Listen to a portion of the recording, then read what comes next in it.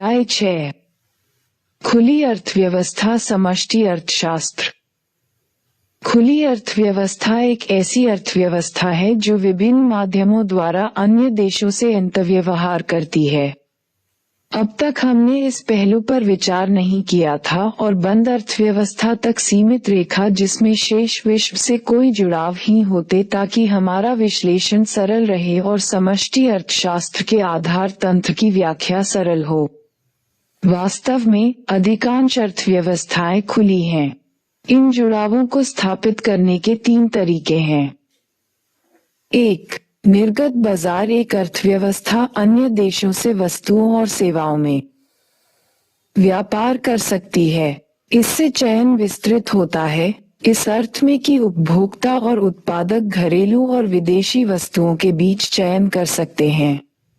2. वित्तीय बाजार अधिक बार एक अर्थव्यवस्था दूसरे देशों से वित्तीय परिसंपत्तियां खरीदती है। इससे विनियोजकों को घरेलू तक विदेशी परिसंपत्तियां से चयन की अवसर मिलता है। 3. श्रम बाजार फर्म ये चयन कर सकती हैं कि उत्पादन को कहाँ किया जाए और श्रमिक चयन कर सकते हैं कि कहाँ काम किया जाए। अनेकों अप्रवासन कानून श्रमिकों की देशों के मध्य आवागमन को प्रतिबंधित करते हैं। पारंपरिक रूप से वस्तुओं के आवागमन को श्रम आवागमन के स्थापना की भांति देखा गया है। हम पहले 2 जुड़ावों पर विचार करते हैं। इस प्रकार खुली अर्थव्यवस्था वह है जो अन्य देशों के साथ वस्तुओं और सेवाओं में व्यापार करती है और बहुधा वित्तीय परिसंपत्तियों में भी। उदाहरणार्थ, भारतीय चारों ओर विश्व में उत्पादित वस्तुओं का उपभोग कर सकते हैं और भारत से कुछ वस्तुओं का अन्य देशों को निर्यात किया जाता है। इस प्रकार विदेशी व्यापार भारत की समस्त मांग को 2 प्रकार से प्रभावित करता है। प्रथम, जब भारतीय विदेशी वस्तुओं को खरीदते हैं तो उनके द्वारा किया गया व्यय समस्त मांग को कम करते हुए आय के वर्तुल प्रवाह से रिसाव के रूप में निष्कासित होता है। द्वितीय, विदेशों को जो हम निर्यात करते हैं वह घरेलू उत्पादित वस्तुओं के लिए समस्त मांग में वृद्धि करते हुए वर्तुल प्रवाह में अंतःक्षेपण के रूप में प्रवेश करता है। जब राष्ट्रीय सीमाओं के बीच वस्तुओं का आवागमन होता है, सौदों के लिए द्रव्य का उपयोग किया जाता है। अंतर्राष्ट्रीय स्तर पर ऐसी कोई एक करेंसी नहीं है जो किसी एक बैंक द्वारा निर्मित की जाती हो। विदेशी आर्थिक एजेंट किसी राष्ट्रीय करेंसी को तभी स्वीकार करेंगे यदि वे आश्वस्त हो कि उस करेंसी की एक निश्चित मात्रा से वे जो वस्तुएं खरीद सकेंगे उसमें अवसर परिवर्तन नहीं होगा। दूसरे शब्दों में, करेंसी की क्रय शक्ति स्थिर रहेगी। इस विश्वास के बगैर किसी करेंसी को अंतर्राष्ट्रीय विनिमय के माध्यम के रूप में उपयोग नहीं किया जाएगा और न ही लेखा की इकाई के रूप में उपयोग होगा, क्योंकि ऐसा कोई अंतर्राष्ट्रीय प्राधिकरण नहीं है जिसके पास ये शक्ति हो कि वह अंतर्राष्ट्रीय लेन देन में किसी करेंसी के उपयोग को लागू कर सके। भूतकाल में देशों की सरकारों के द्वारा संभाव्य उपयोगकर्ताओं का विश्वास पाने के लिए ये घोषणा की गई कि राष्ट्रीय मुद्रा निर्बाध रूप से स्थिर कीमत पर दूसरी परिसंपत्तियों में परिवर्तित होंगे, जिसके मूल्य पर जारीकर्ता का कोई नियंत्रण नहीं होगा। ये दूसरी परिसंपत्ति बहुधा सोना या अन्य राष्ट्रीय मुद्राएं थी। इस वचनबद्धता के 2 पहलू हैं जिसने इसकी विश्वसनीयता को प्रभावित किया है: असीमित मात्रा में निर्बाध रूप में परिवर्तन की समता और कीमत जिस पर परिवर्तन होता है। इन्हीं मुद्रों का निराकरण करने तथा अंतर्राष्ट्रीय लेन देन में स्थिरता लाने के लिए अंतर्राष्ट्रीय मुद्रा प्रणाली की स्थापना की गई। लेन देनों के मात्रा में वृद्धि के साथ स्वर्ण वह परिसंपत्ति नहीं रहा जिसमें राष्ट्रीय करेंसियों को परिवर्तित किया जा सके। बॉक्स 6.1 को देखें। यद्यपि कुछ राष्ट्रीय करेंसियों की अंतर्राष्ट्रीय मान्यता है, 2 देशों के बीच लेन देन में वह करेंसी महत्वपूर्ण होती है जिसमें व्यापार किया जाता है। उदाहरण के लिए, यदि कोई भारतीय अमेरिका में निर्मित वस्तु खरीदना चाहता है तो लेनदेन को पूरा करने के लिए उसे डॉलरों की आवश्यकता होगी। यदि वस्तु की कीमत $10 है तो उसे ये जानना जरूरी होगा कि भारतीय रुपयों में इसकी लागत क्या होगी। एक देश की मुद्रा की किसी अन्य देश की मुद्रा के रूप में कीमत को विदेशी विनिमय दर अथवा सरल रूप में विनिमय दर कहते हैं। इस विषय दर हम खंड 6.2 में विस्तृत चर्चा करेंगे। 6.1 अदायगी संतुलन। अदायगी संतुलन बॉप किसी एक देश के निवासियों और शेष विश्व के बीच एक निश्चित समयावधि में, खासकर 2 वर्ष में, वस्तुओं, सेवाओं और परिसंपत्तियों के लेनदेन का विवरण है। अदायगी संतुलन के 2 मुख्य खाते होते हैं, चालू खाता और पूंजी खाता। 6.1.1 चालू खाता। चालू खाता वस्तुओं और सेवाओं के व्यापार में अंतरण अदायगियों का विवरण है। चित्र 6.1 चालू खाते के घटकों की प्रदर्शित करता है। वस्तुओं के व्यापार में वस्तुओं के निर्यातों तथा आयातों को शामिल किया जाता है। सेवाओं के व्यापार में उपदान आय तथा गैर उपदान आय लेनदेन को शामिल किया जाता है। अंतरण भुगतान ऐसी प्रभुत्तियां हैं जो किसी देश के निकासियों को निशुल्क प्रभाव होती है और बदले में कोई वस्तुएं अथवा सेवाएं नहीं देनी पड़ती। इनमें उपहार, प्रेषित जन और अनुदान शामिल हैं। ये सरकार अथवा विदेशों में रहने वाले निजी व्यक्तियों द्वारा दिए जा सकते हैं। एक नए वर्गीकरण के अंतर्गत अदायगी संतुलन को 3 खातों में विभाजित किया गया है, चालू खाता, वित्तीय खाता तथा पूंजी खाता। यह अंतर्राष्ट्रीय मुद्रा कोष अदायगी संतुलन एवं अंतर्राष्ट्रीय स्थिति मैनुअल BPM 6 के 6ठे संस्कार के अनुसार है। भारत ने भी इस निवेश परिवर्तन को कर लिया है, लेकिन भारतीय रिजर्व बैंक पुराने वर्गीकरण के आधार पर ही समकों को छाप रहा है। विदेशों से वस्तुएं खरीदना हमारे देश का व्यय है तथा यह विदेश की आय है। इसलिए विदेशी वस्तुओं की खरीद अथवा आयात है हमारे देश में घरेलू वस्तुओं और सेवाओं की मांग को कम कर देते हैं। इसी प्रकार विदेशों को माल बेचने अथवा निर्यातों से हमारे देश को आय प्राप्त होती है, जो हमारे देश में वस्तुओं और सेवाओं की कुल घरेलू मांग में वृद्धि करते हैं।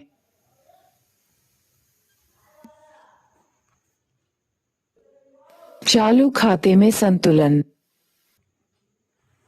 चालू खाता संतुलन में होता है जब चालू खाते में प्राप्तियां चालू खाते के भुगतानों के बराबर होती हैं।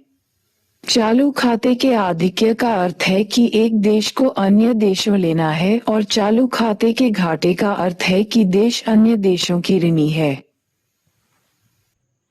चालू खाते के संतुलन के 2 धरक होते हैं।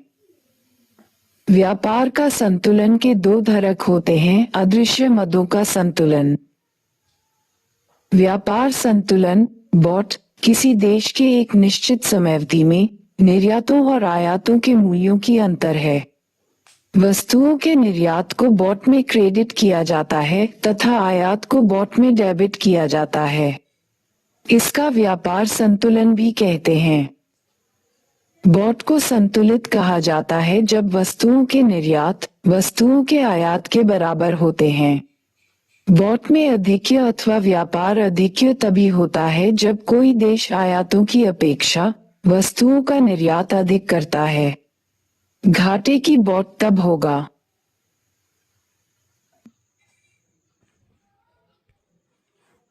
जब कोई देश निर्यातों की अपेक्षा वस्तुओं का अधिक आयात करता है। निवल अदृश्य दें एक देश के एक निश्चित अवधि में अदृश्य मदों के निर्यातों एवं आयातों के मूल्यों का अंतर होती हैं। अदृश्य मदों में विभिन्न देशों के बीच होने वाली सेवाओं, हस्तांतरणों तथा आम प्रवाह शामिल होते हैं। सेवाओं के व्यापार में उपदान तथा गैर उपदान आय दोनों शामिल किया जाता है। उपदान आय में उत्पादन के साधनों जैसे व्यय, भूमि तथा पूंजी से प्राप्त निवल अंतर्राष्ट्रीय आयों को शामिल किया जाता है। सेवा उत्पादों जैसे जहाजरानी, बैंकिंग, पर्यटन, सॉफ्टवेयर सेवाएं आदि से प्राप्त निवल बिक्री को गैर उपदान आय कहते हैं। 6.1.2 पूंजी खाता। पूंजी खाता परिसंपत्तियों के समस्त अंतर्राष्ट्रीय लेनदेनों को दर्ज करता है। परिसंपत्ति धन को रखने का कोई भी रूप होता है, जैसे मुद्रा, स्टॉक, बंधपत्र, सरकारी ऋण आदि। परिसंपत्तियों की खरीद पूंजी खाते में डेबिट की जाती है।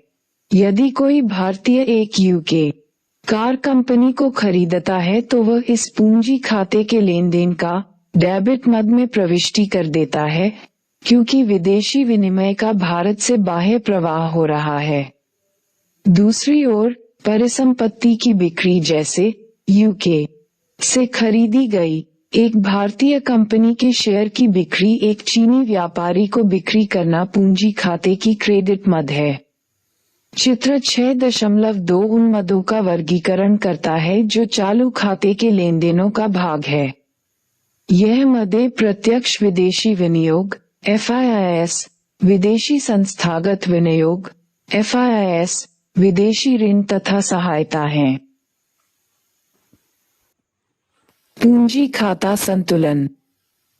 पूंजी खाता संतुलन में होता है जब पूंजी अंत प्रवाह जैसे विदेशों से ऋण प्राप्ति, विदेशी कंपनियों में शेयरों की बिक्री, पूंजी बाह्य प्रवाहों जैसे ऋणों की भुगतान, विदेशों में कंपनियों के शेयरों या परिसंपत्तियों का खरीदना के बराबर होते हैं।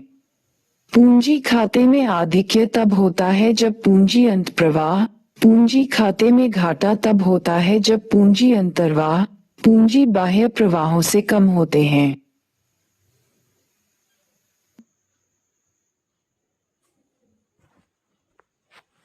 छह 6.1.3 अदायगी, संतुलन और घाटा। अंतर्राष्ट्रीय अदायगी का सार है कि जिस प्रकार अपनी आय से अधिक व्यय करने वाले को परिसंपत्तियां बेचकर अथवा उधार लेकर आय व्यय के अंतर को पूरा करना पड़ता है, उसी प्रकार कोई देश जिसके चालू खाते में घाटा है, जो शेष विश्व को बिक्री से प्राप्त धन से अधिक धन व्यय करता है, उसे अपनी परिसंपत्तियों को बेचकर या विदेशों से ऋण लेकर उस कमी को पूरा करना होता है। इस प्रकार किसी भी चालू खाता घाटे को निवल पूंजी खाता अधिक्य अर्थात निवल पूंजी प्रवाह से वित्तपोषित करना होता है। चालू खाता जोड़ पूंजी खाता शून्य। वैकल्पिक रूप में एक देश अपने घाटे को संतुलित करने के लिए अपने विदेशी विनिमय कोषों का उपयोग कर सकता है। जब घाटा होता है तो रिजर्व बैंक विदेशी विनिमय बेचता है। इसे आधिकारिक कोष विक्रय कहा जाता है। आधिकारिक कोषों में कमी वृद्धि का कुल अदायगी संतुलन घाटा अधिक कहते हैं। मूलभूत तथ्य ये है कि अदायगी संतुलन में मौद्रिक अधिकारी अंतिम वित्तपोषक होते हैं अथवा किसी अधिक्य के अधिग्रही होते हैं। ध्यातव्य है कि आधिकारिक कोष लेनदेन एक अधिकूलित विनिमय दर अवस्था में अस्थायी विनिमय दरों की अपेक्षा अधिक प्रासंगिक होते हैं। स्वायत्त और समायोजित लेनदेन।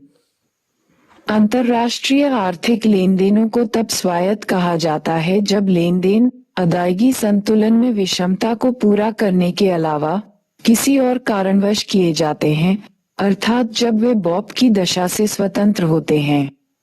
एक कारण लाभ कमाना हो सकता है। इन मदों को अदायगी संतुलन में रोक के ऊपर की मदें कहते हैं।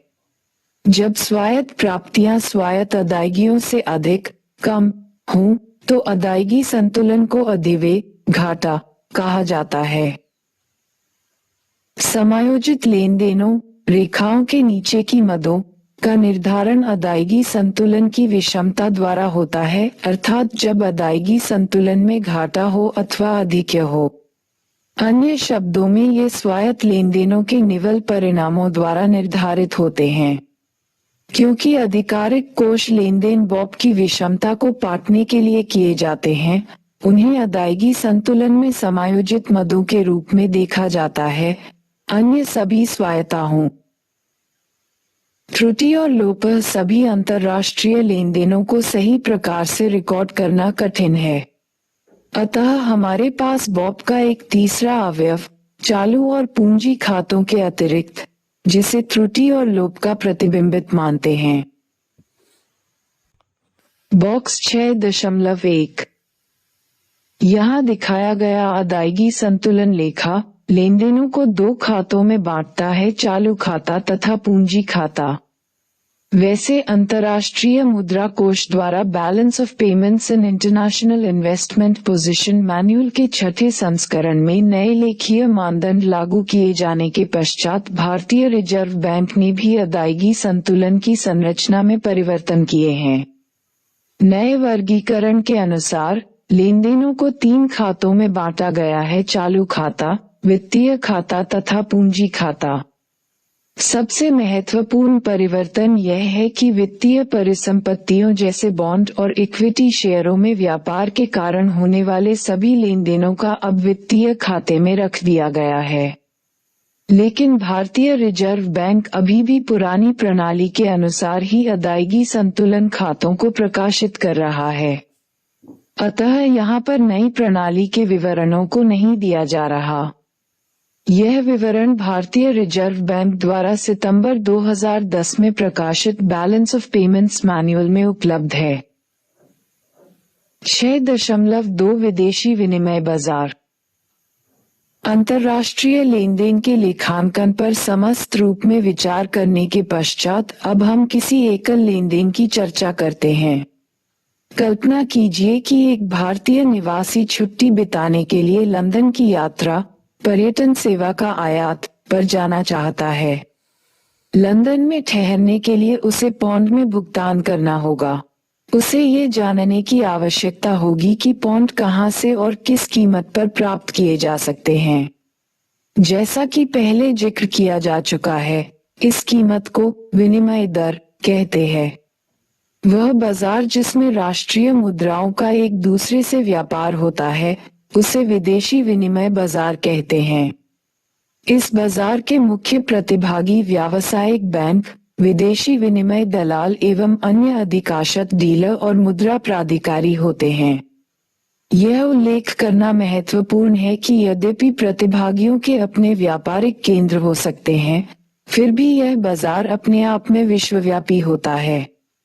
यहाँ व्यापारिक केंद्रों के बीच निकट और निरंतर संपर्क बना रहता है और प्रतिभागी एक से अधिक बाजार में व्यापार करते हैं।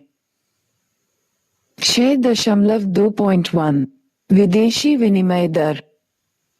विदेशी विनिमय दर, जिसे फोरेक्स दर भी कहते हैं, एक मुद्रा की दूसरी मुद्रा में कीमत है। यह विभिन्न देशों की मुद्राओं के बीच कड़ी है और अंतर्राष्ट्रीय लागतों और कीमतों की तुलना करने में सहायक है। उदाहरण के लिए यदि हमें $1 के लिए ₹50 देने पड़ते हैं तो विनिमय की दर ₹50 प्रति डॉलर होगी। इसे और सरल बनाने के लिए मान लीजिए कि विश्व में 2 ही देश USA और भारत हैं, तो एक ही विनिमय की दर निर्धारण की आवश्यकता होगी। विदेशी विनिमय की मांग। लोग विदेशी मुद्रा की मांग करते हैं क्योंकि वे अन्य देशों से वस्तुएं और सेवाएं खरीदना चाहते हैं, वे विदेशों को उपहार भेजना चाहते हैं और वे किसी देश की वित्तीय परिसंपत्तियों को खरीदना चाहते हैं। विनिमय दर में वृद्धि करेगी, रुपयों के रूप में। इससे आयातों की मांग में कमी होती है और फलस्वरूप विदेशी विनिमय की मांग भी कम हो जाएगी यदि अन्य बातें समान रहें।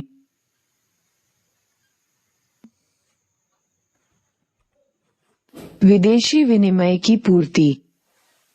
किसी स्वदेश में विदेशी मुद्रा का प्रवाह निम्न कारणोंवश होता है। एक देश के निर्यातों से विदेशियों द्वारा घरेलू वस्तुओं और सेवाओं की खरीद में वृद्धि करते हैं। विदेशी उपहार भेजते हैं तथा विदेशियों द्वारा स्वदेश की परिसंपत्तियां खरीदी जाती हैं।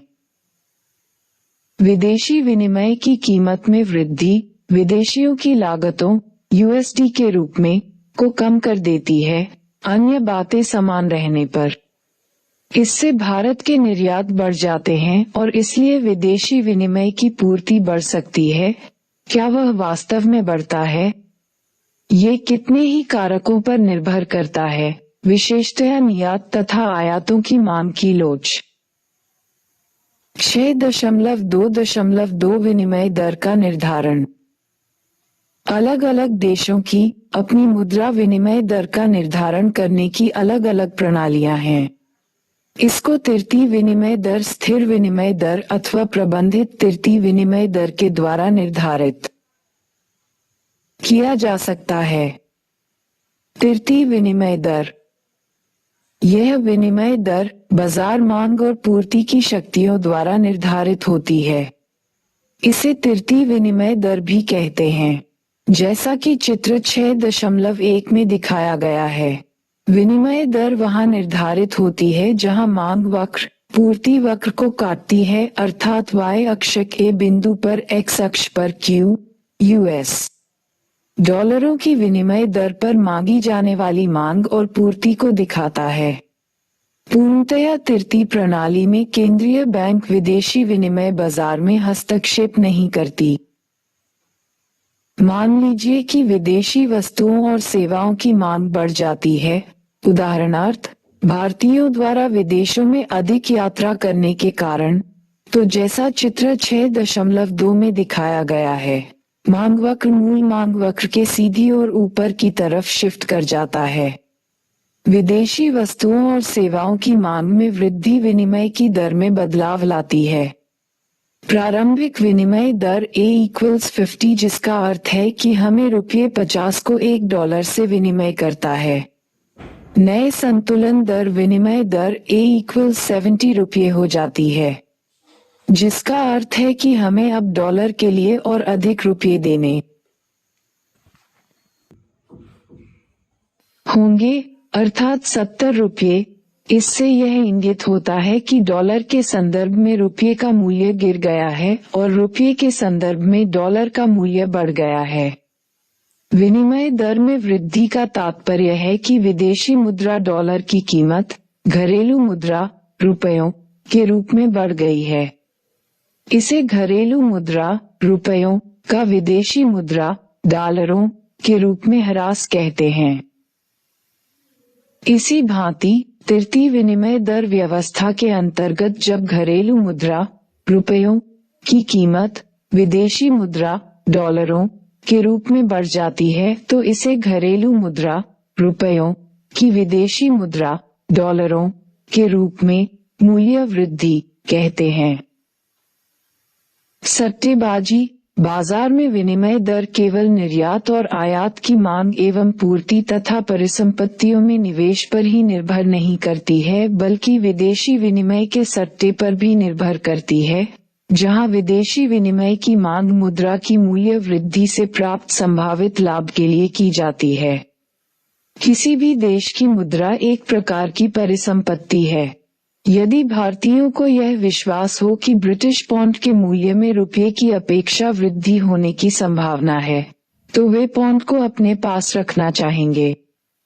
उदाहरण के लिए, यदि चालू विनिमय दर ₹80 प्रति पाउंड है और निवेशकर्ताओं को यह विश्वास है कि माह के अंत तक पाउंड के मूल्य में वृद्धि होने की संभावना है तथा ये ₹85 प्रति पाउंड तक हो सकता है, तो निवेशकर्ता ये सोचेंगे कि यदि वह 80,000 रुपये विक्रेता को दिए होते 1,000 पाउंड खरीदेगा, तो माह के अंत में वह उसे ₹85,000 में बेचकर ₹5,000 का लाभ अर्जित कर लेगा।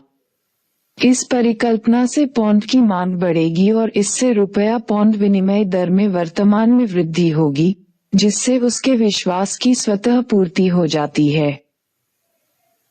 उपर्युक्त विश्लेषण में यह मान लिया जाता है कि ब्याज की दर, आय और कीमत स्थिर रहती है, किंतु इनमें परिवर्तन हो सकता है और इससे विदेशी विनिमय के मांग और पूर्ति वक्र शिफ्ट होंगे। ब्याज की दरें और विनिमय दर अल्पकाल में विनिमय दर के निर्धारण में एक दूसरा कारक भी महत्वपूर्ण होता है, जिसे ब्याज दर विभेदक कहते हैं। अर्थात देशों के बीच ब्याज की दरों में अंतर है। बैंक, बहुराष्ट्रीय निगम और धनी व्यक्ति विशाल निधि के स्वामी होते हैं, जिसका अधिक आय प्राप्त करने के लिए ऊंची ब्याज दर की खोज में पूरे विश्व में संचलन होता है। यदि हम कल्पना करें कि एक देश में सरकारी बंधपत्र पर ब्याज की दर 8% है, जबकि उसी के समान सुरक्षित बंधपत्र पर दूसरे देश बी में 10% की आय होती है, तो ब्याज दर विभेदक 2% होगा। देश का निवेशकर्ता देश बी की उच्च ब्याज दर की ओर आकर्षित होंगे और अपने देश की मुद्रा को बेचकर देश बी की मुद्रा का क्रय करेंगे। इस स्थिति में देश बी के निवेशकर्ता भी अपने देश में निवेश करना चाहेंगे और इस प्रकार देश की करेंसी की कम मांग करेंगे। इसका अर्थ यह है कि देश की करेंसी का मांग वक्र बाईं ओर तथा पूर्ति वक्र दाईं ओर शिफ्ट होगा। इससे देश A की मुद्रा के मूल्य में ह्रास तथा देश बी की मुद्रा के मूल्य में वृद्धि होगी। अतः किसी देश की आंतरिक ब्याज दर में वृद्धि से घरेलू मुद्रा के मूल्य में वृद्धि होगी। यहाँ यह मान लिया जाता है कि विदेशों की सरकारों के द्वारा बंधपत्रों के क्रय पर किसी भी प्रकार का प्रतिबंध नहीं लगाया गया है। आय और विनिमय दर। जब आय में वृद्धि होती है तो उपभोक्ता के व्यय में भी वृद्धि होती है तथा आयातित वस्तुओं पर व्यय में भी वृद्धि की संभावना होती है। जब आयात बढ़ता है तो विदेशी विनिमय की मांग वक्र दाईं ओर शिफ्ट होती है। इससे घरेलू मुद्रा के मूल्य में ह्रास होता है। यदि विदेशी आय में भी वृद्धि होती है तो घरेलू निर्यात में वृद्धि होगी, जिससे विदेशी विनिमय का पूर्ति वक्र बाहर की ओर शिफ्ट होगा। संतुलन की स्थिति में घरेलू मुद्रा का मूल्य ह्रास हो भी सकता है और नहीं भी। ये सब इस बात पर निर्भर करेगा कि क्या निर्यात आयात से अधिक तेजी से बढ़ रहे हैं। आमतौर पर अन्य बातें पूर्ववत रहने पर एक देश जिसकी समस्त मांग शेष विश्व की तुलना में अधिक तेजी से बढ़ रही है, प्रायः उसकी मुद्रा के मूल्य में निर्यात से आयात में अधिक वृद्धि के कारण ह्रास होता है। इसके विदेशी मुद्रा का मांग वक्र पूर्ति वक्र से अधिक तेजी से शिफ्ट होती है। दीर्घकाल में विनिमय दर। दीर्घकाल में नम्य विनिमय दर प्रणाली में विनिमय दर के संबंध में पूर्वानुमान करने के लिए क्रय शक्ति समता सिद्धांत का उपयोग किया जाता है। इस सिद्धांत के अनुसार जब कोई व्यापारिक अवरोधक जैसे टैरिफ, व्यापारिक कर और कोटा आयात की मात्रा की सीमा नहीं होंगे तो विनिमय दर स्वतः समायोजित हो जाएगी। इससे एक प्रकार के उत्पाद की लागत, चाहे भारत में रुपयों में या संयुक्त राज्य अमेरिका में डॉलर में अथवा जापान में येन में क्यों न हो, समान ही होगी। सिर्फ परिवहन व्यय में अंतर होगा। अतः दीर्घकाल में किन्हीं दो देशों की करेंसियों के बीच विनिमय दर के समायोजन से दोनों देशों के कीमत स्तर के अंतर का पता चलता है। उदाहरण 6.1। यदि एक कमीज की लागत अमेरिका में $8 और भारत में 400 रु शून्य है, तो रुपया डॉलर की विनिमय दर 50 रु शून्य होगी।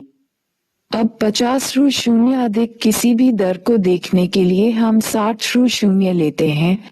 इसका अर्थ यह है कि अमेरिका में एक कमीज की लागत 480 रु शून्य और भारत में केवल 400 रु शून्य है, तो ऐसी स्थिति में सभी विदेशी उपभोक्ता भारत से कमीज खरीदेंगे।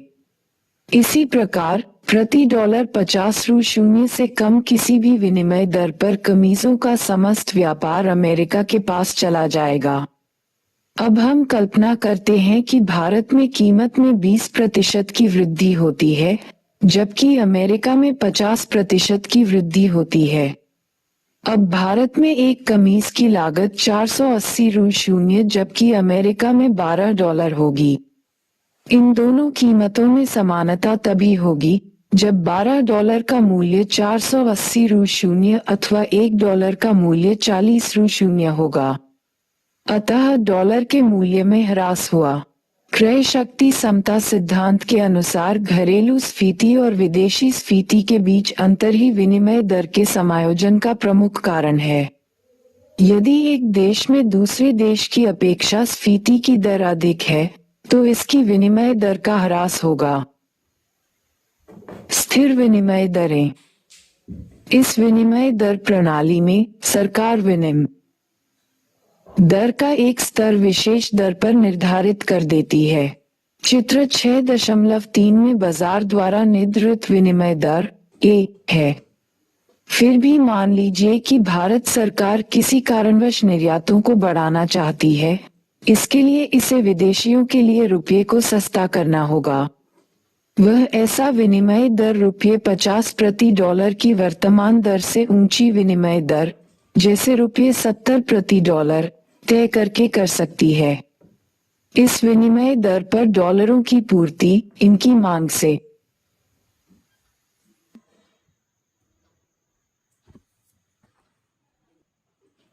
अधिक हो जाएगी।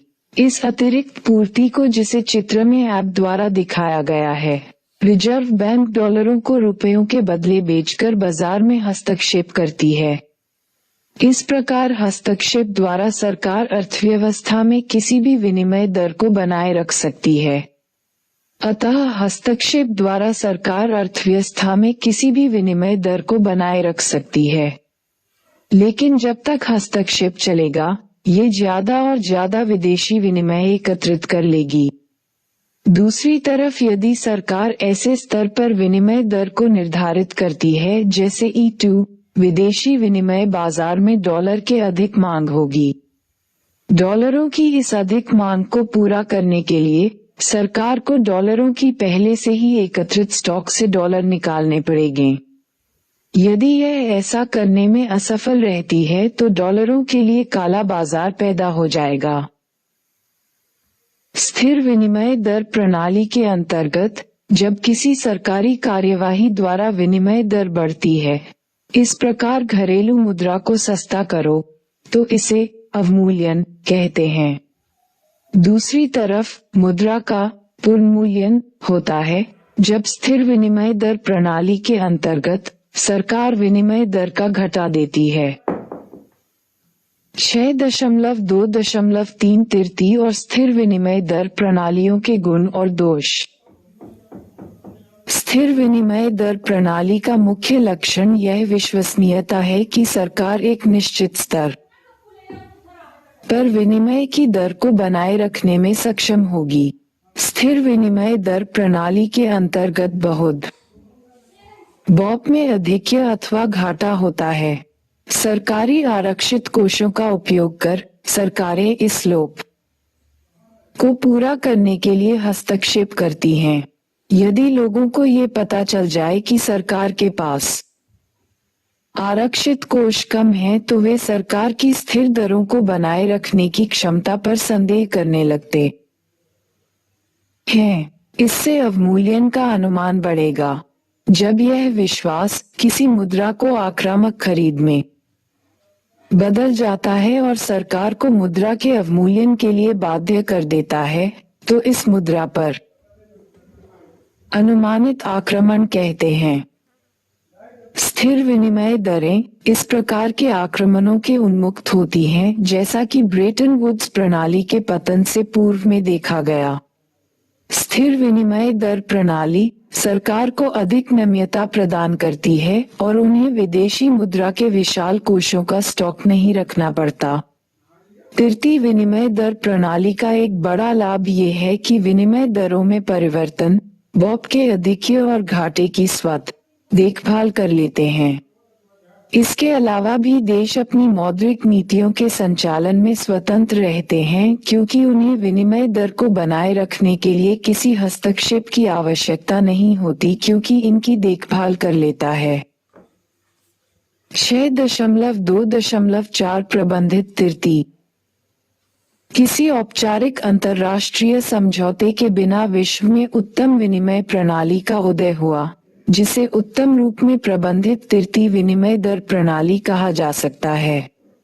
यह नम्य विनिमय दर प्रणाली, त्वरित भाग और स्थिर दर प्रणाली प्रबंधित भाग का मिश्रण है। त्रुटिबहुल तृतीय नाम की इस प्रणाली में केंद्रीय बैंक विनिमय दर को उदार बनाने के लिए जब कभी ऐसे कार्य को समुचित समझता है तब विदेशी मुद्रा का क्रय विक्रय करके हस्तक्षेप करता है। अतः अधिकृत सुरक्षित संव्यवहार शून्य के समान नहीं होता है। सारांश 1. उत्पाद और वित्तीय बाजारों में खुलापन से घरेलू और विदेशी वस्तुओं के बीच तथा घरेलू और विदेशी परिसंपत्तियों के बीच चयन की छूट होती है। 2. अदायगी संतुलन में किसी देश का शेष विश्व के साथ लेन देन का उल्लेख होता है। 3. चालू लेखा शेष सौदा व्यापार, सेवाओं और शेष विश्व से प्राप्त निवल अंतरण का योग होता है। पूंजीगत लेखा शेष विश्व में होने वाले पूंजीगत प्रवाह शेष विश्व को होने वाले प्रवाह के घटाव के बराबर होता है। 4. चालू लेखा के घाटे को विदेशों से प्राप्त निवल पूंजी प्रवाह से वित्त पोषित किया जाता है, जिस प्रकार पूंजी खाता आधिक्य से। 5. मौद्रिक विनिमय दर घरेलू मुद्रा के रूप में विदेशी मुद्रा की एक इकाई की कीमत है। 6. वास्तविक विनिमय दर घरेलू वस्तु के रूप में विदेशी वस्तुओं की सापेक्ष कीमत है। यह मौद्रिक विनिमय दर के बराबर होती है, जो कि विदेशी कीमत स्तर में घरेलू कीमत स्तर से भाग देकर प्राप्त किया जाता है। इससे अंतर्राष्ट्रीय व्यापार में किसी देश की अंतर्राष्ट्रीय प्रतिस्पर्धा का मूल्यांकन होता है। जब वास्तविक विनिमय दर 1 के बराबर हो तो दोनों देशों में क्रय शक्ति समता होती है। 7. स्थिर विनिमय दर व्यवस्था का सार स्वर्णमान था, जिसमें प्रत्येक सहभागी देश एक निश्चित कीमत पर अपने देश की मुद्रा को स्वतंत्र रूप से स्वर्ण में परिवर्तित करने के लिए प्रतिबद्ध रहता था। अधिकीलित विनिमय दर एक प्रकार की परिवर्तनीय नीति है, जिसमें आधिकारिक कार्यवाही अवमूल्यन द्वारा परिवर्तन किया जा सकता है। 8. स्वच्छ तृतीय निधि के अंतर्गत विनिमय दर का निर्धारण बाजार द्वारा बिना किसी केंद्रीय बैंक के हस्तक्षेप के होता है। प्रबंधित तृतीय की स्थिति में केंद्रीय बैंक विनिमय दर में उतार चढ़ाव को कम करने के लिए हस्तक्षेप करता है। 9. खुली अर्थव्यवस्था में घरेलू वस्तु की मांग, वस्तु की घरेलू मांग, उपभोग, निवेश, सरकारी खर्च और निर्यात घटा आयात के योग के बराबर होता है। 10. खुली अर्थव्यवस्था गुणक बंद अर्थव्यवस्था गुणक से छोटा होता है, क्योंकि घरेलू मांग का एक हिस्सा विदेशी वस्तुओं के लिए होता है। अतः स्वायत्त मांग में वृद्धि से बंद अर्थव्यवस्था की तुलना में निर्गत में कम वृद्धि होती है। इससे व्यापार शेष में भी गिरावट होती है। 11. विदेशी आय में वृद्धि से निर्यात में वृद्धि और घरेलू निर्गत में वृद्धि होती है तथा व्यापार शेष में सुधार होता है। 12. यदि किसी देश में ऋण की गई निधि से ब्याज दर की अपेक्षा विकास दर अधिक होता है, तो व्यापार घाटे से किसी प्रकार के खतरे का संकेत नहीं होता। बॉक्स 6.3 विनिमय दर प्रबंध भारतीय अनुभव। भारत की विनिमय दर नीति अंतर्राष्ट्रीय और देशीय विकास के साथ विकसित हुई है। स्वतंत्रता के बाद ब्रेटन वुड्स व्यवस्था की दृष्टि से भारतीय रुपया ब्रिटेन के साथ ऐतिहासिक संबंध के कारण पाउंड स्टर्लिंग में अधिकीलित हुआ। जून 1966 में रुपये का 36.5% अवमूल्यन एक महत्वपूर्ण घटना थी। ब्रेटन वुड्स व्यवस्था के विखंडन और भारत के व्यापार में यूनाइटेड किंगडम के अंश के घटने से सितंबर 1975 में पाउंड स्टर्लिंग से रुपये का संबंध विच्छेद कर दिया गया। 1975 से लेकर 1992 तक की अवधि के दौरान रुपये की विनिमय दर भारतीय रिजर्व बैंक के द्वारा निर्धारित होती थी, जो भारत के प्रधान व्यापारिक हिस्सेदार की मुद्रा के भारित बंडल के 5% नामात्र के व्यापारिक सहभागियों के अंतर्गत होता था। रिजर्व बैंक दैनिक आधार पर हस्तक्षेप करता था, जिससे आरक्षित निधि के आकार में व्यापक परिवर्तन होता था। इस अवधि की विनिमय दर व्यवस्था का वर्णन एक पट्टी के साथ नामात्र अधिकीलित के समायोजन के रूप में किया जा सकता है। 1990 के आरंभ में तेल की कीमत में अत्यधिक वृद्धि हुई और खाड़ी संकट के कारण खाड़ी के क्षेत्र से धन का आना रुक गया। इससे और अन्य देशी और अंतर्राष्ट्रीय विकास से भारत में अदायगी संतुलन की समस्या गंभीर हो गई। व्यावसायिक बैंकों से उधार लेने की और अल्पकालिक साख की गुंजाइश कम हो जाने के फलस्वरूप चालू लेखागत घाटा के लिए वित्त प्रबंध कठिन हो गया।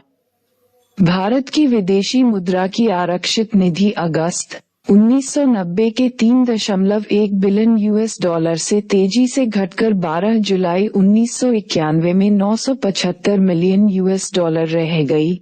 हमारी वर्तमान विदेशी मुद्रा आरक्षित निधि 27 जनवरी 2006 के अनुसार 139.2 बिलियन $, थी।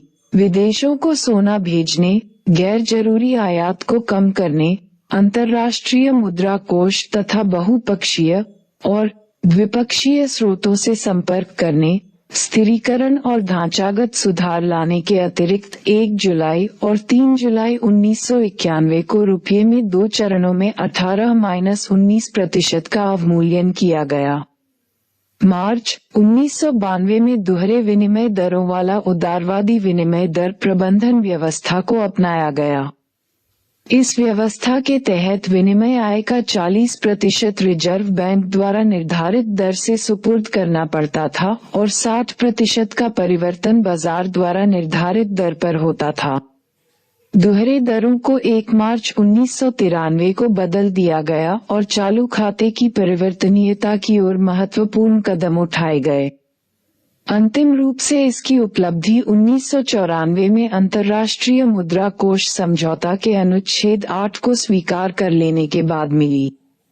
इस प्रकार रुपये की विनिमय दर बाजार के द्वारा निर्धारित होती है और अपने क्रय और विक्रय द्वारा रिजर्व बैंक विदेशी मुद्रा बाजार में स्थिति को विनियमित रखता है। 1. संतुलित व्यापार शेष और चालू खाता संतुलन में अंतर स्पष्ट कीजिए। 2. आधिकारिक आरक्षित निधि का लेन देन क्या है? अदायगी संतुलन में इनके महत्व का वर्णन कीजिए। 3. 4. मौद्रिक विनिमय वास्तविक विनिमय दर में भेद कीजिए। यदि आपको घरेलू वस्तु अथवा विदेशी के बीच किसी को खरीदने का निर्णय करना हो तो कौन सी दर अधिक प्रासंगिक होगी? वस्तुओं यदि रुपया की तो भारत और जापान के संदर्भ की कीमत भारतीय वस्तु। 1. संतुलित व्यापार शेष और चालू खाता संतुलन में अंतर स्पष्ट कीजिए। 2. आधिकारिक आरक्षित निधि का लेन देन क्या है? अदायगी संतुलन में इनके महत्व का वर्णन कीजिए। 3. मौद्रिक विनिमय दर और वास्तविक विनिमय दर में भेद कीजिए। यदि आपको घरेलू वस्तु अथवा विदेशी वस्तुओं के बीच किसी को खरीदने का निर्णय करना हो तो कौन सी दर अधिक प्रासंगिक होगी? 4. यदि 1 रुपया की कीमत 1.25 येन है और जापान में कीमत स्तर 3 हो तथा भारत में 1.2 हो तो भारत और जापान के बीच वास्तविक विनिमय दर की गणना कीजिए। जापानी वस्तु की कीमत भारतीय वस्तु के संदर्भ में। संकेत: रुपये में येन की कीमत के रूप में मौद्रिक विनिमय दर को पहले ज्ञात कीजिए। 5.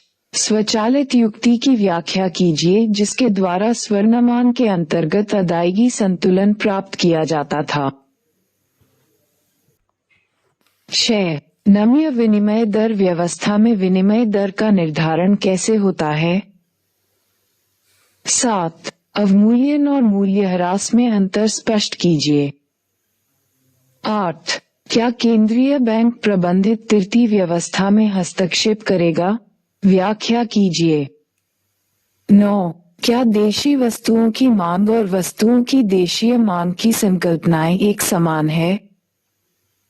10. जब _m=60 जोड़ 0.06 y हो तो आयात की सीमांत प्रवृत्ति क्या होगी?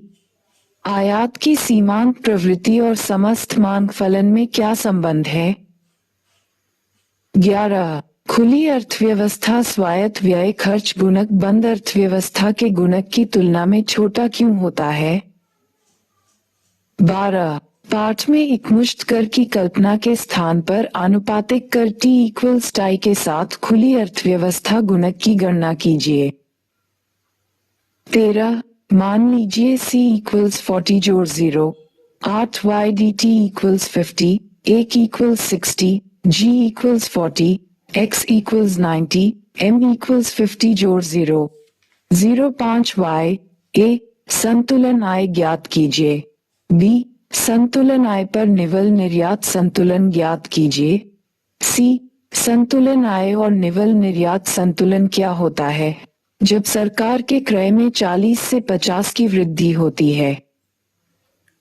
14. उपर्युक्त उदाहरण में यदि निर्यात में x=100 का परिवर्तन हो तो संतुलन आय और निवल निर्यात संतुलन में परिवर्तन ज्ञात कीजिए। 15. व्याख्या कीजिए कि GT=SI/XM। 16. यदि देश B से देश A में मुद्रास्फीति ऊंची हो और दोनों देशों में विनिमय दर स्थिर हो तो दोनों देशों के व्यापार शेष का क्या होगा? 17. क्या चालू पूंजीगत घाटा खतरे का संकेत होगा? व्याख्या कीजिए। 18. मान लीजिए C=100 जोड़ 0.75 YD, I=500, G=750, कर आय का 20% है। x=150, m=100 जोड़ 0.2 y। तो संतुलन आय, बजट घाटा अथवा आधिक्य और व्यापार घाटा अथवा आधिक्य की गणना कीजिए। 19. उन विनिमय दर व्यवस्थाओं की चर्चा कीजिए जिन्हें कुछ देशों ने अपने बाह्य खाते में स्थायित्व लाने के लिए किया है।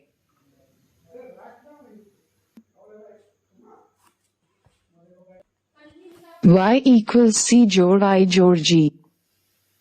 खुली अर्थव्यवस्था में निर्यात x से घरेलू वस्तुओं और सेवाओं की मांग के अतिरिक्त स्रोत की रचना होती है जो विदेशों से आता है और इसलिए इसे समस्त मांग में जोड़ा जाना चाहिए। घरेलू बाजारों में आयात से पूरक पूर्ति होती है और इससे घरेलू मांग के उस भाग की रचना होती है जिससे विदेशी वस्तुओं और सेवाओं की मांग पर असर होता है। अतः राष्ट्रीय आय एक खुली अर्थव्यवस्था में तादात्म्य है। पुनर्गठन करने पर y जोड़ m=c जोड़ I जोड़ g जोड़ x। y=c जोड़ I जोड़ g जोड़ xm या y=c जोड़ I जोड़ g जोड़ nx, जहां nx निवल निर्यात आयात है। एक धनात्मक निवल निर्यात आयात से ज्यादा से व्यापार अधिशेष और ऋणात्मक निवल निर्यात से ज्यादा से व्यापार घाटा सूचित होता है। किसी खुली अर्थव्यवस्था में साम्य आय के निर्धारण में आयात और निर्यात की भूमिका की जांच करने के लिए हम उसी प्रक्रिया को अपनाते हैं जिस प्रक्रिया का प्रयोग हमने बंद अर्थव्यवस्था के मामले में किया, अर्थात हम निवेश और सरकार के स्वायत्त व्यय को लेते हैं। इसके अतिरिक्त हमें आयात और निर्यात के निर्धारकों को भी स्पष्ट करने की आवश्यकता होती है। आयात की मांग घरेलू आय y और वास्तविक विनिमय दर r पर निर्भर करती है। उच्च आय होने पर अधिक आयात किया जाता है। वास्तविक विनिमय दर को घरेलू वस्तु के रूप में विदेशी वस्तुओं की सापेक्ष कीमत के रूप में परिभाषित किया जाता है। उच्च विनिमय दर से विदेशी वस्तुएं अपेक्षाकृत अधिक महंगी हो जाती हैं और इस प्रकार आयात की मात्रा में कमी आती है। अतः आय वाई का आयात पर धनात्मक प्रभाव पड़ता है और वास्तविक विनिमय दर आर का ऋणात्मक। परिभाषा से एक देश का निर्यात दूसरे देश का आयात होता है। इस प्रकार हमारे निर्यात से विदेशी आयात की रचना होती है। यह विदेशी आय और वास्तविक विनिमय दर पर निर्भर करेगा। विदेशी आय में वृद्धि से हमारी वस्तुओं की विदेशी मांग में वृद्धि होगी, जिससे अधिक निर्यात होगा।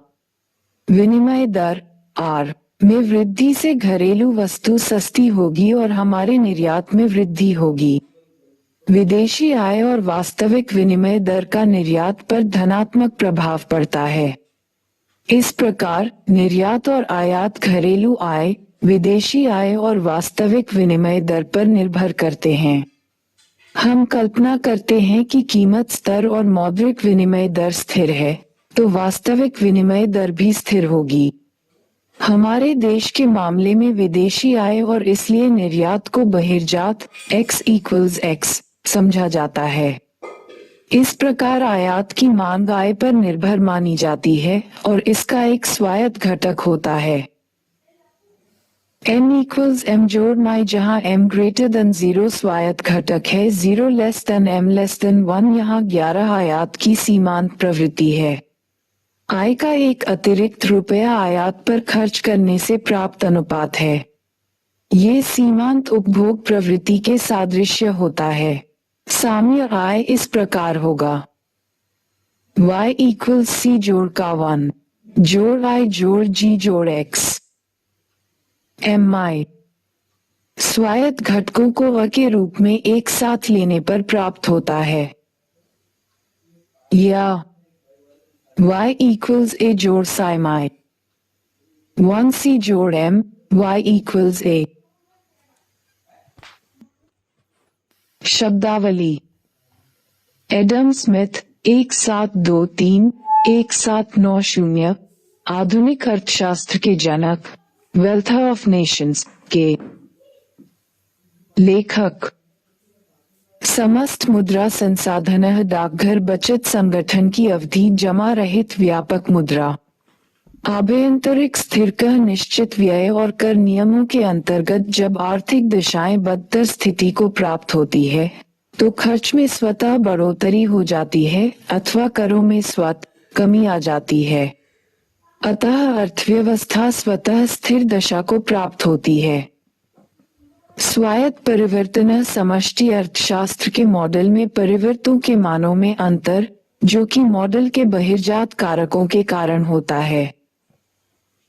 स्वायत्त व्यय गुणक स्वायत्त खर्च में वृद्धि अथवा कमी से समस्त निर्गत अथवा आय में वृद्धि अथवा कमी का अनुपात। अदायगी संतुलन किसी भी देश का शेष विश्व के साथ लेन देन की लेखाओं का संक्षिप्त विवरण। संतुलित बजट ऐसा बजट जिसमें करों से प्राप्त राजस्व सरकार के व्यय के बराबर हो। संतुलित बजट गुणक करों और सरकार के व्यय दोनों में इकाई वृद्धि या कमी के फलस्वरूप संतुलन निर्गत में परिवर्तन। बैंक दर आरक्षित निधि के अभाव की स्थिति में यदि व्यावसायिक बैंक रिजर्व बैंक से ऋण लेता है, तो व्यावसायिक बैंकों द्वारा भुगतान योग्य ब्याज दर। वस्तु विनिमय मुद्रा की मध्यस्थता के बिना वस्तुओं का विनिमय। आधार वर्ष वह वर्ष जिसकी कीमत का प्रयोग करके वास्तविक सकल घरेलू उत्पाद की गणना की जाती है। बंधपत्र कागज का ऐसा टुकड़ा जिस पर एक निर्धारित अवधि के पूरे होने पर भविष्य में मौद्रिक प्रतिफल का वादा लिखित होता है। बंधपत्र फर्म अथवा सरकार के द्वारा लोगों से पैसा उधार लेने के लिए जारी किया जाता है। व्यापक मुद्रा संकुचित मुद्रा व्यावसायिक बैंकों और डाकघर बचत संगठन द्वारा रखी गई आवधिक जमा। पूंजी उत्पादन का एक ऐसा कारक जो स्वयं उत्पादित होता है और आमतौर पर उत्पादन प्रक्रम में इसका पूर्णरूपेण उपभोग नहीं होता। पूंजी लाभ हानि किसी बंधपत्रधारी के धन के मूल्य में वृद्धि अथवा कमी जो कि बाजार में उसके बंधपत्रों की कीमतों में वृद्धि अथवा कमी के कारण होता है।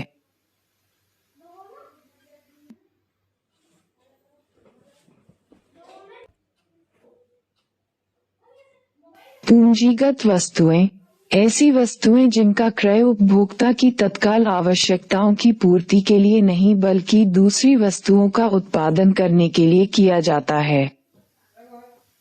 पूंजीवादी देश अथवा अर्थव्यवस्था वह देश जहां अधिकांश उत्पादन पूंजीवादी फर्मों द्वारा किया जाता है।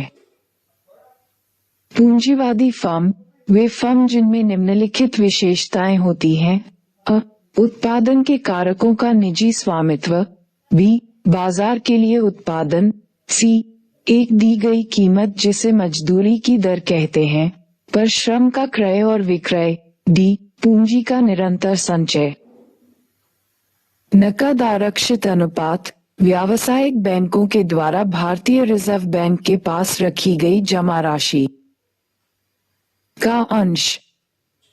आय का वर्तुल प्रवाह वह संकल्पना जिसके अनुसार किसी अर्थव्यवस्था में उत्पादित वस्तुओं तथा सेवाओं का कुल मूल्य एक वर्तुल पथ पर गमन करता है।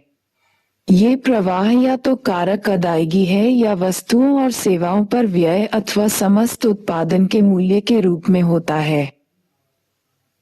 टिकाऊ उपभोक्ता वस्तुएं ऐसी उपभोक्ता वस्तुएं जो अतिशीघ्र नष्ट नहीं होती हैं बल्कि एक कालावधि तक टिकती हैं, टिकाऊ उपभोक्ता वस्तुएं कहलाती हैं। उपभोक्ता कीमत सूचकांक भारित औसत कीमत स्तर में प्रतिशत परिवर्तन।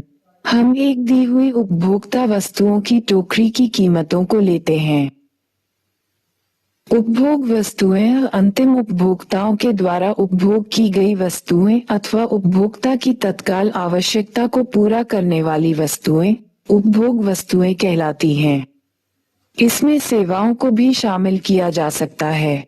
निगम कर निगमों के द्वारा अर्जित आय पर लगाए गए कर या निजी क्षेत्र के फर्म। करेंसी जमा अनुपातः लोगों के द्वारा करेंसी के रूप में अपने पास रखी गई मुद्रा और व्यावसायिक बैंकों में जमा की गई मुद्रा के अनुपात को करेंसी जमा अनुपात कहते हैं। केंद्रीय बैंक से ऋण लेने के माध्यम से घाटे की वित्त व्यवस्था बजटीय घाटे के लिए सरकार केंद्रीय बैंक से ऋण ग्रहण के माध्यम से वित्त व्यवस्था करती है। इससे अर्थव्यवस्था में मुद्रा की पूर्ति में वृद्धि होती है और फलस्वरूप स्फीति उत्पन्न होती है। मूल्यह्रास पूंजी स्टॉक में एक कालावधि के अंतर्गत टूट फूट अथवा अवक्षय है। मूल्यह्रास तिरती विनिमय दरों के अंतर्गत विदेशी मुद्रा के रूप में देश की करेंसी की कीमत में कमी। यह विनिमय दरों में वृद्धि के अनुरूप होती है। अवमूल्यन आधिकारिक कार्रवाई के माध्यम से अधिकीलित विनिमय दरों के अंतर्गत देशीय करेंसी की कीमत में कमी। आवश्यकताओं का दोहरा संयोग है एक ऐसी स्थिति जहां दो आर्थिक एजेंटों के पास एक दूसरे के आधिक्य उत्पादन के लिए पूरक मांग हो। आर्थिक एजेंट अथवा इकाइयां आर्थिक एजेंट अथवा आर्थिक इकाइयां ऐसे व्यक्ति अथवा संस्थाएं होती हैं जो आर्थिक निर्णय लेती हैं। प्रभावी मांग का सिद्धांत यदि अंतिम वस्तुओं की पूर्ति को अल्पकाल में स्थिर कीमत पर अनंत लोचदार मान लिया जाए तो समस्त निर्गत का निर्धारण केवल समस्त मांग के मूल्यों द्वारा होता है। इसे प्रभावी मांग का सिद्धांत कहते हैं। उद्यमवृत्तीय उत्पादन के दौरान संगठन समन्वयन और जोखिम वहन का कार्य। प्रत्याशित उपभोग योजनागत उपभोग का मूल्य। प्रत्याशित निवेश योजनागत निवेश का मूल्य।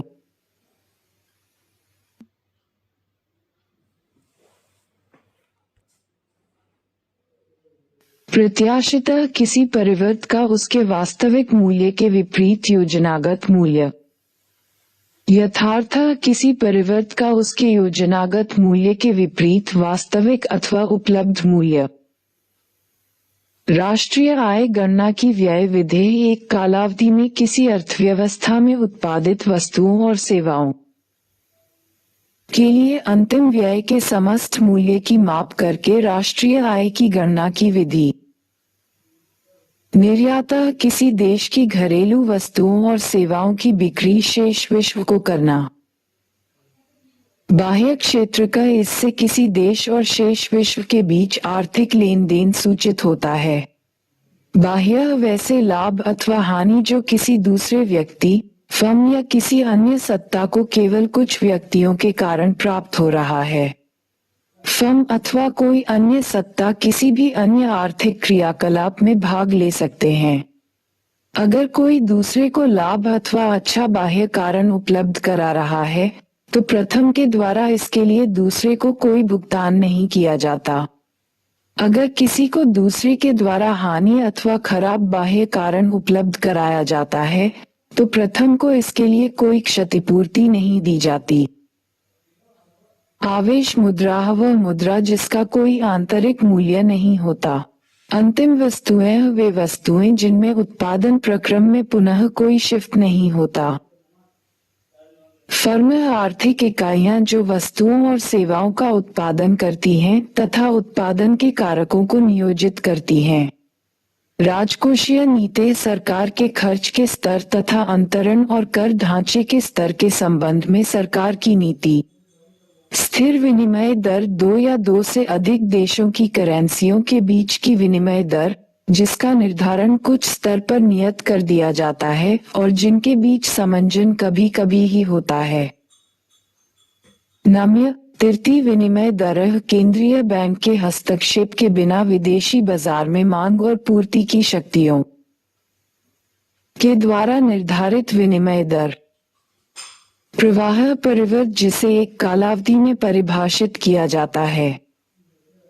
विदेशी विनिमय विदेशी करेंसी परिवर्त दिए हुए देश की देशीय करेंसी को छोड़कर अन्य सारी करेंसियां। विदेशी विनिमय आरक्षित किसी देश के केंद्रीय बैंक द्वारा धारित विदेशी परिसंपत्तियां। उत्पादन के चार कारक भूमि, श्रम, पूंजी और उद्यम वृत्ति ये सब एक साथ वस्तुओं और सेवाओं के उत्पादन में मदद करते हैं। सकल घरेलू उत्पाद अवस्फीतिकः नामात्र के वास्तविक सकल घरेलू उत्पादों का अनुपात। सरकारी खर्च गुणकर सरकारी खर्च में प्रत्येक इकाई वृद्धि के फलस्वरूप निर्गत में वृद्धि के आकार को प्रदर्शित करने वाले सांख्यिक गुणांक। सरकार राज्य जो देश में कानून व्यवस्था कायम करता है, कर एवं शुल्क लगाता है, कानून बनाता है और नागरिकों के आर्थिक कल्याण को प्रोत्साहित करता है। महामंदी 1930 के दशक की कालावधि में जो न्यूयॉर्क में 1929 में स्टॉक बाजार तेजी से गिरावट के साथ शुरू हुई, निर्गत में गिरावट और बेरोजगारी में बड़ी मात्रा में वृद्धि देखी गई। सकल घरेलू उत्पाद किसी देश की सीमा के अंतर्गत उत्पादित वस्तुओं और सेवाओं का समस्त मूल्य। इसमें पूंजी स्टॉक के मूल्यह्रास के प्रतिस्थापन निवेश भी शामिल होते हैं। सकल राजकोषीय घाटा राजस्व प्राप्तियों और पूंजीगत प्राप्तियों की अपेक्षा कुल सरकारी व्यय का आधिक्य जिससे ऋण का सृजन नहीं होता। सकल निवेश पूंजीगत स्टॉक में अभिवृद्धि जिसमें पूंजी स्टॉक में होने वाले टूट फूट के लिए प्रतिस्थापन भी शामिल होता है।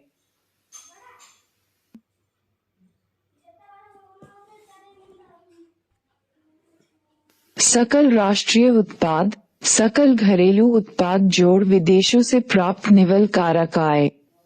दूसरे शब्दों में सकल राष्ट्रीय उत्पाद में देश के सभी नागरिकों की समस्त आय शामिल है, जबकि सकल घरेलू उत्पाद में देशीय अर्थव्यवस्था के अंतर्गत विदेशियों के द्वारा प्राप्त आय शामिल किए जाते हैं और अपने देश के नागरिकों द्वारा विदेशी अर्थव्यवस्था से प्राप्त आय को निकाल दिया जाता है। सकल प्राथमिक घाटा राजकोषीय घाटा ब्याजों की अदायगी। उच्च शक्तिशाली मुद्रा देश के मौद्रिक प्राधिकरण द्वारा अपनाई गई मुद्रा। इसमें मुख्यतः करेंसी आती हैं। परिवार अथवा व्यक्ति जो फर्मों को उत्पादन के कारकों की आपूर्ति करते हैं और जो फर्मों से वस्तुओं और सेवाओं का क्रय करते हैं। आयातः शेष विश्व से किसी देश द्वारा खरीदी गई वस्तुएं और सेवाएं। राष्ट्रीय आय की गणना की आय विधेय एक समयावधि में किसी अर्थव्यवस्था में अंतिम कारक अदायगी आय के समस्त मूल्य की माप करके राष्ट्रीय आय की गणना की विधि। ब्याज पूंजी के द्वारा प्रदान की गई सेवाओं के लिए भुगतान। मध्यवर्ती वस्तुएं ऐसी वस्तुएं जिनका प्रयोग अन्य वस्तुओं के उत्पादन के दौरान उत्पादन प्रक्रम में होता है। माल सूची अभिगृत वस्तुएं अप्रयुक्त कच्चे माल अथवा अर्धनिर्मित वस्तुएं जिन्हें की कोई फर्म एक वर्ष से दूसरे वर्ष तक रखती है। जॉन मेनार्ड कीज 1883-1946 समष्टि अर्थशास्त्र को एक पृथक अध्ययन की शाखा के रूप में स्थापित करने का श्रेय इनको ही जाता है। श्रम उत्पादन में प्रयुक्त मानवीय शारीरिक श्रम। भूमि उत्पादन में प्रयुक्त प्राकृतिक संसाधन नियत अथवा प्रयुक्त। वैध मुद्रा मौद्रिक प्राधिकरण अथवा सरकार द्वारा जारी मुद्रा जिसे लेने से कोई इनकार नहीं कर सकता। अंतिम ऋणदाता किसी देश में मौद्रिक प्राधिकरण का कार्य जिसमें वह तरलता संकट और बैंक रन की स्थिति में व्यावसायिक बैंकों की शोधन क्षमता की गारंटी प्रदान करता है। तरलता फंदा अर्थव्यवस्था में ब्याज की अति निम्न दर की स्थिति जहां प्रत्येक आर्थिक एजेंट भविष्य में ब्याज दर की वृद्धि की आशा करता है। परिणामस्वरूप बंधपत्रों की कीमत गिरने लगती और पूंजी का नुकसान होता है। हर व्यक्ति अपने धन को मुद्रा के रूप में रखने लगता है और मुद्रा की सट्टेबाजी की मांग असीमित हो जाती है। समष्टि अर्थशास्त्रीय मॉडल विश्लेषणात्मक तर्क अथवा गणितीय रेखाचित्रीय प्रतिचित्रण के माध्यम से समष्टि अर्थव्यवस्था के कार्य का संक्षिप्त रूप में प्रस्तुतिकरण। प्रबंधित तिर्ती एक ऐसी व्यवस्था जिसमें केंद्रीय बैंक बाजार की शक्तियों के द्वारा विनिमय दर के निर्धारण की अनुमति प्रदान करता है, किंतु समय समय पर दर को प्रभावित करने के लिए हस्तक्षेप करता है। सीमांत उपभोग प्रवृत्ति अतिरिक्त उपभोग और अतिरिक्त आय का अनुपात। विनिमय माध्यम वस्तु विनिमय को प्रोत्साहित करने के लिए मुद्रा का प्रधान कार्य। मुद्रा गुणक किसी अर्थव्यवस्था में कुल मुद्रा पूर्ति और उच्च शक्तिशाली मुद्रा के स्टॉक का अनुपात। संकुचित मुद्रा करेंसी नोट सिक्के मांग जमा जो जनता के द्वारा व्यावसायिक बैंकों में रखे जाते हैं। राष्ट्रीय प्रयोज्य आय बाजार कीमत पर निवल राष्ट्रीय उत्पाद शेष विश्व से अन्य चालू अंतरण। निवल घरेलू उत्पाद किसी देश की सीमा के अंतर्गत उत्पादित वस्तुओं और सेवाओं का समस्त मूल्य जिसमें पूंजी स्टॉक के मूल्यह्रास शामिल नहीं होते। परिवारों द्वारा किए गए निवल ब्याज अदायगी परिवार द्वारा फर्मों को किए गए ब्याज भुगतान परिवारों द्वारा प्राप्त ब्याज भुगतान।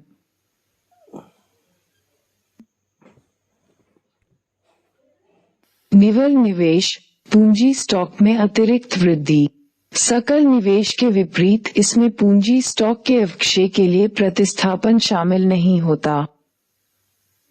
निवल राष्ट्रीय उत्पाद बाजार कीमत पर सकल राष्ट्रीय उत्पाद मूल्यह्रास।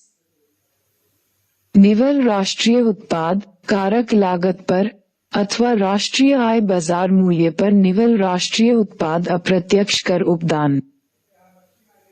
नामात्र विनिमय दर देशी मुद्रा की इकाइयों की वह संख्या जो कि कोई एक इकाई विदेशी मुद्रा की प्राप्ति के लिए देता है। यह विदेशी मुद्रा की देशी मुद्रा के रूप में कीमत है। नामात्र सकल घरेलू उत्पाद का चालू बाजार कीमतों पर मूल्यांकन किया जाता है। गैर कर अदायगियां परिवारों के द्वारा फर्मों या सरकार को किए गए गैर कर भुगतान, जैसे कि अर्थदंड। खुली बाजार क्रिया केंद्रीय बैंक के द्वारा आम जनता से बंधपत्र बाजार में सरकारी प्रतिभूतियों की खरीद या बिक्री, जिससे अर्थव्यवस्था में मुद्रा की पूर्ति में वृद्धि अथवा कमी न हो। मितव्ययिता का विरोधाभास है, जब लोग अत्यधिक मितव्ययी हो जाते हैं तो वे समस्त रूप में बचत कम करते हैं अथवा पूर्ववत बचत करते हैं। प्राचल शिफ्ट, प्राचल के मूल्य में परिवर्तन के कारण आलेख में शिफ्ट। वैयक्तिक प्रयोज्य आय, व्यक्तिगत आय, व्यक्तिगत कर भुगतान, गैर कर भुगतान। वैयक्तिक आय, राष्ट्रीय आय, वितरित लाभ, परिवार द्वारा निवल व्याज भुगतान, निगम कर, सरकार और फर्मों से परिवारों को अंतरण भुगतान। वैयक्तिक कर अदायगी, व्यक्ति पर लगाए गए कर, जैसे आयकर।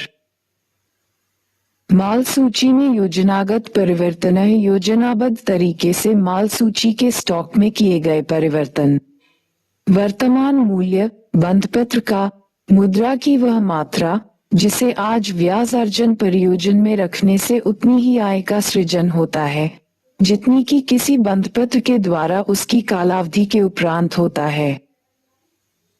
वैयक्तिक आय, निजी क्षेत्र को होने वाले निवल घरेलू उत्पाद से प्राप्त कारक आय जोड़ राष्ट्रीय ऋण ब्याज जोड़ विदेशों से प्राप्त निवल कारक आय सरकार से चालू अंतरण जोड़ शेष विश्व से प्राप्त अन्य निवल अंतरण। राष्ट्रीय आय की गणना की उत्पाद विधेय किसी कालावधि में अर्थव्यवस्था में होने वाले उत्पादन के समस्त मूल्य की माप करके राष्ट्रीय आय की गणना की विधि। लाभ उद्यमवृत्ति से प्राप्त सेवा के लिए भुगतान। सार्वजनिक वस्तु, सामूहिक रूप से उपभोग की जाने वाली वस्तुएं अथवा सेवाएं। किसी को इससे लाभ उठाने से वंचित करना संभव नहीं है और एक व्यक्ति के उपभोग से अन्य के उपभोग में कमी नहीं होती। क्रय शक्ति समता अंतरराष्ट्रीय विनिमय का एक सिद्धांत जिसके अनुसार एक समान वस्तुओं की कीमत विभिन्न देशों में समान रहती है। वास्तविक विनिमय दर, घरेलू वस्तुओं के रूप में विदेशी वस्तुओं की सापेक्ष कीमत। वास्तविक सकल घरेलू उत्पाद, स्थिर कीमतों पर सकल घरेलू उत्पादों का मूल्यांकन। लगाना, भूमि, प्राकृतिक संसाधनों की सेवाओं के लिए भुगतान। आरक्षित जमा अनुपात, व्यावसायिक बैंकों द्वारा धारित कुल जमाओं का अनुपात।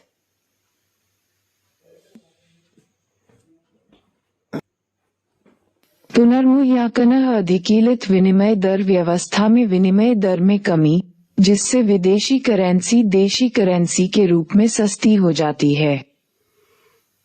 राजस्व घाटा, राजस्व प्राप्तियों की अपेक्षा राजस्व खर्च का आधिक्य। रिकॉर्डो समतुल्यता, वह सिद्धांत जिसमें उपभोक्ता अग्रदर्शी होते हैं और आशा करते हैं कि सरकार आज जो ऋण ग्रहण करती है भविष्य में उसके पुनर्भुगतान के लिए करों में वृद्धि होगी और तदनुसार वे उपभोग का समंजन करेंगे जिससे इसका अर्थव्यवस्था पर वैसा ही प्रभाव होगा जैसा कि कर में वृद्धि से आज होता। सट्टेबाजी के लिए मांग, धन के भंडार के रूप में मुद्रा की मांग। सांविधिक तरलता अनुपात, व्यावसायिक बैंकों को भारतीय रिजर्व बैंक द्वारा विशिष्ट तरलता परिसंपत्तियों में निवेश करने के लिए कुल मांग और आवधिक जमा का अंश। स्थिरीकरण, किसी देश के मौद्रिक प्राधिकरण के द्वारा मुद्रा बाजार में बहिर्जात अथवा कभी कभी बाह्य आघातों जैसे विदेशी विनिमय अंतः प्रवाह में वृद्धि के विरुद्ध मुद्रा की पूर्ति को स्थायी रखने के लिए किया गया हस्तक्षेप। स्टॉक, जिन परिवर्तनों की परिभाषा एक निश्चित काल बिंदु पर की जाती है। मूल्य का संचय, भविष्य में उपयोग के लिए मुद्रा के रूप में धन का संचय किया जा सकता है। इस कार्य को मूल्य का संचय कहा जाता है। लेन देन मांग, लेन देन कार्यों के लिए मुद्रा की मांग। सरकार और फर्मों से परिवारों को अंतरण भुगतान। अंतरण भुगतान ऐसा भुगतान है जो कि उसके बदले में कोई सेवा प्राप्त किए ही भुगतान करता है। उदाहरणार्थ उपहार, छात्रवृत्ति, पेंशन। अवितरित लाभ निजी या सरकारी स्वामित्व के फर्मों द्वारा अर्जित लाभ, जिसका वितरण उत्पादन के कारकों के बीच नहीं होता। बेरोजगारी दर रोजगार प्राप्त करने में असमर्थ लोगों की संख्या जो कि रोजगार की तलाश में है, और रोजगार की तलाश में लोगों की कुल संख्या का अनुपात। लेखांकन इकाई विभिन्न वस्तुओं के मूल्यों की माप और तुलना के लिए मुद्रा की भूमिका एक पैमाने के रूप में है। माल सूची में अनियोजित परिवर्तन माल सूची का स्टॉक परिवर्तन जो अप्रत्याशित तरीके से होता है। मूल्यवर्धन उत्पादन की प्रक्रिया में फर्म का निवल योगदान। इसकी परिभाषा इस तरह से की जाती है: उत्पादन का मूल्य उपयोग में लाई गई मध्यवर्ती वस्तुओं का मूल्य, मजदूरी, श्रमिकों की सेवा के लिए भुगतान। थोक कीमत सूचकांक भारत औसत कीमत स्तर में प्रतिशत परिवर्तन। हम उन वस्तुओं के समूह की कीमतों को लेते हैं जिनकी खरीद बिक्री थोक में की जाती है।